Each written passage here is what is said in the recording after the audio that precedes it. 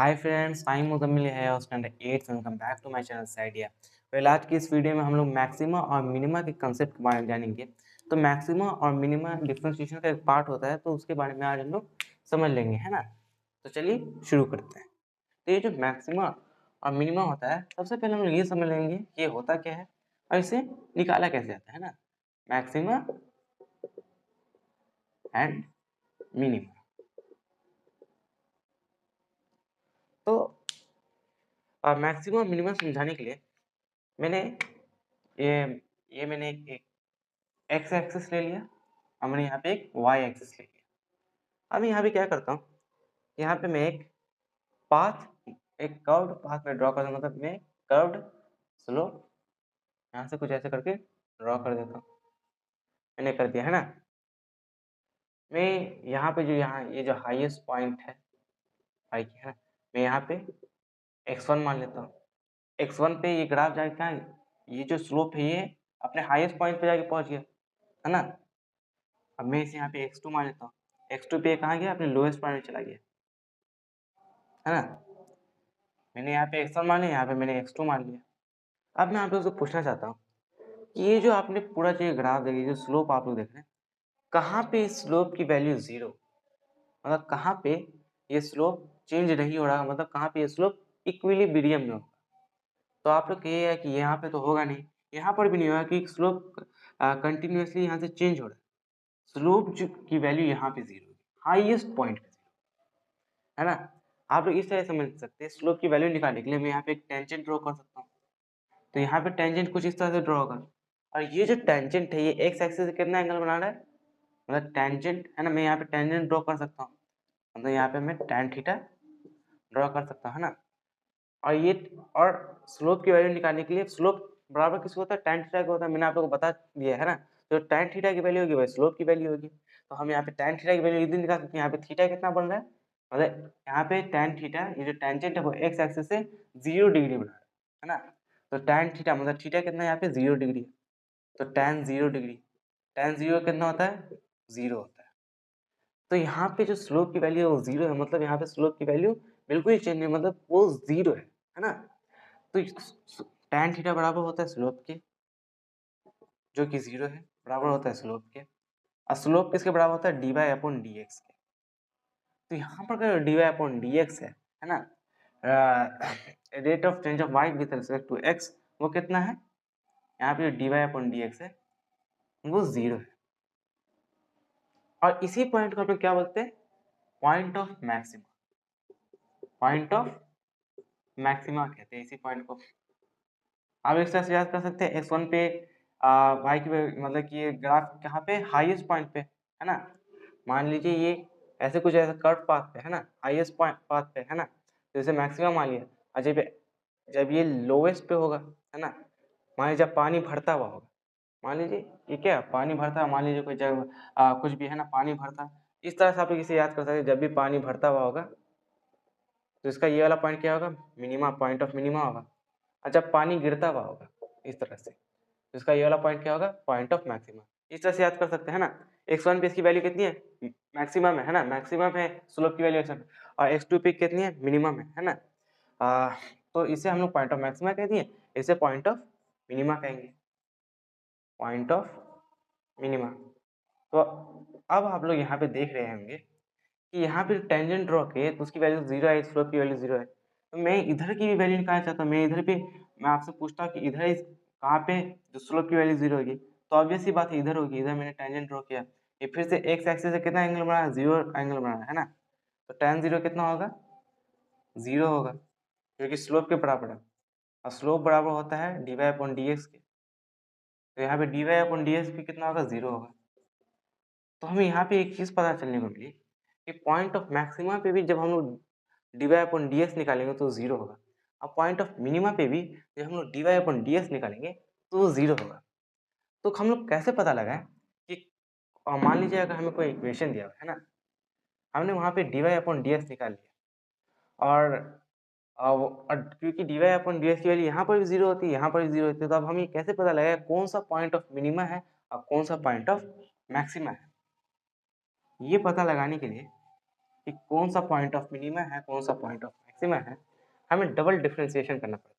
और मैंने अभी आप लोग को रिसेंटली डबल डिफरेंशिएशन पढ़ा दिया है ना। अगर आपने अच्छे से देखा होगा तो आप लोग को समझ में आ जाएगा ना। तो अगर हम लोग dy अपॉन dx देख है ना, अगर आप लोग को y की वैल्यू दे रखी है 4x cube minus 2x square plus 5 है ना। तो आप लोग अब कैसी इक्वेशन आप लोग को दी जाए तो आप लोग कैसे ये पता लगाएंगे कि कौन सा पॉइंट ऑफ मिनिमा है और कौन सा पॉइंट ऑफ मैक्सिमा है ना। तो इसको पता लगाने के लिए आप लोग को डबल डिफरेंशिएशन करना पड़ता है। और जब आप लोग डबल डिफरेंशिएशन करते हैं मतलब D square Y upon D X square अगर 0 से बड़ा होगा, अगर ये 0 से बड़ा होगा तो ये क्या होगा, point of minima, point of minima होगा। और अगर डी स्क्वायर वाई मतलब डबल डिफरेंशिएशन जब हम लोग करेंगे है ना, अब वो अगर 0 से छोटा होगा तो उसकी वैल्यू कितनी होगी, पॉइंट ऑफ, तो आप समझ जाइए वो होगा पॉइंट ऑफ मैक्सिमा। मतलब अगर 0 से छोटा होगा तो वो मैक्सिमा होगा और 0 से बड़ा होगा तो मिनिमा होगा जब हम डबल डिफरेंशिएट करेंगे। तो चलिए ये हमें कोई इक्वेशन दे रखा है कि y बराबर है 4x cube minus 2x square plus 5 है ना, y की वैल्यू हमें दे रखी है।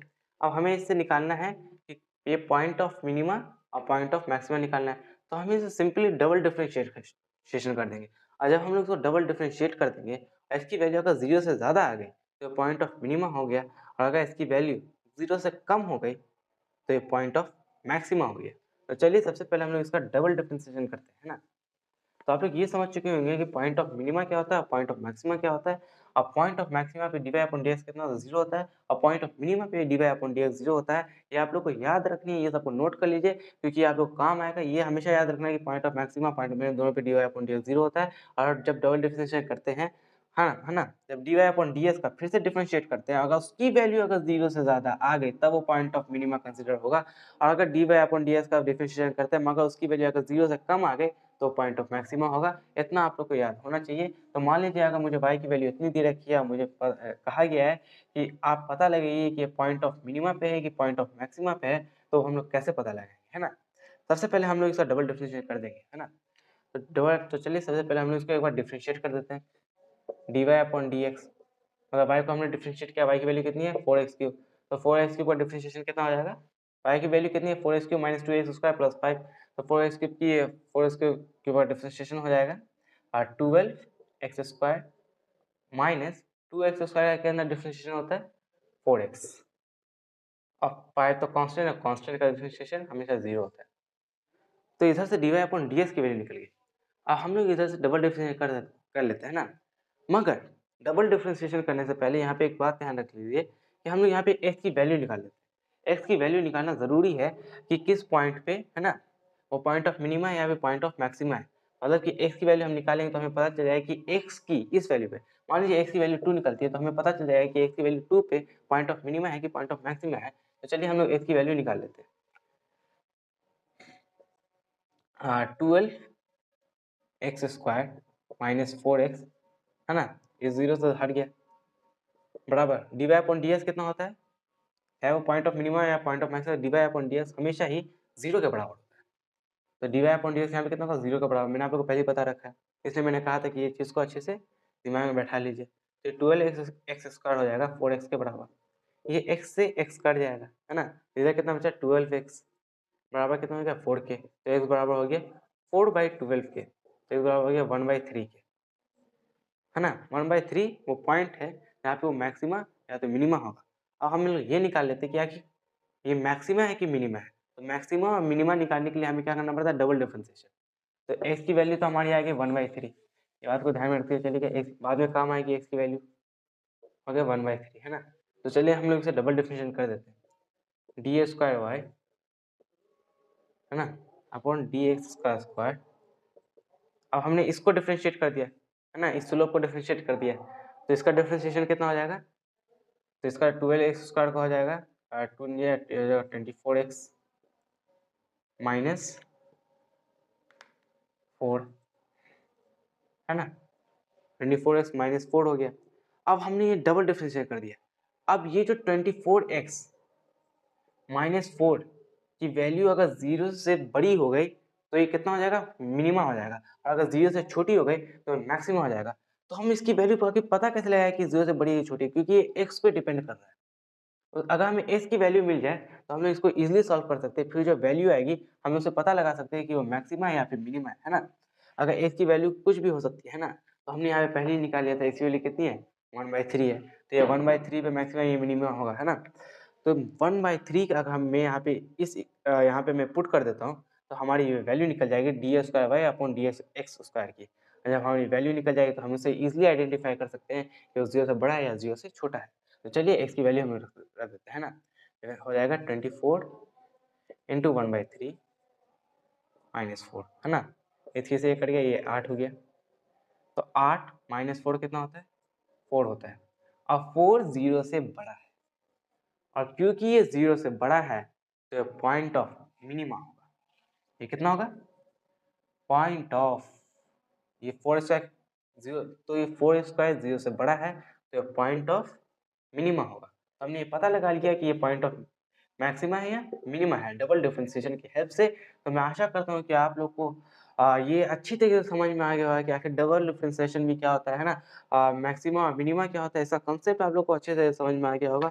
तो आज के लिए सिर्फ इतना ही, और मैं आशा करता हूँ कि आप लोग को ये वाला वीडियो अच्छा लगा होगा। So thanks for watching my video, thank you and have a nice day.